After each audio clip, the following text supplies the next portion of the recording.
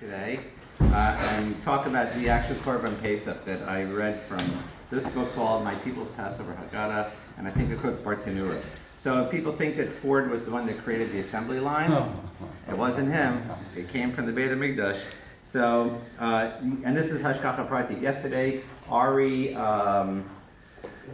Sieg gave a shir on, I'm bad with names, right? So shir was the two Tamid sacrifices. There was one in the morning and one in the afternoon, and all the rest of the sacrifices were generally done in between those, except for the Korban Pesach. Korban Pesach was done after the afternoon Tamid, and what they used to do is, it used to be you would sacrifice in the 8.5 hour of the 12-hour day, and the 9.5 you would actually offer it up. But for the Korban Pesach, they would move it up an hour, so there was enough time. What they had were 3 lines, and people would sit there, stand there with the designated family member for the unit would come with his lamb or his calf, stand on line, and there would be 3 slaughtering areas, and they would, one member of the family would hold the legs, and then the other one would slaughter, and there would be a priest standing there with a oval-based basin that you couldn't put on the ground because they wouldn't want the blood to coagulate.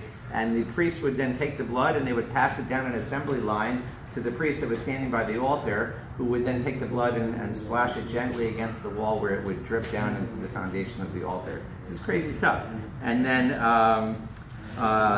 while they're doing all this, either the person himself or the Levium are singing Hallel ongoing. So this whole choir of music going while they're slaughtering.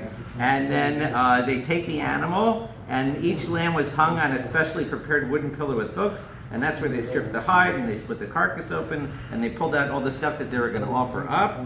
And then they took the animal home, and I'm going to skip some points, but the one last thing is they would bring the animal home and they would roast it over a fire. And one of the things about eating it is you couldn't crack bones to get that last morsel of meat.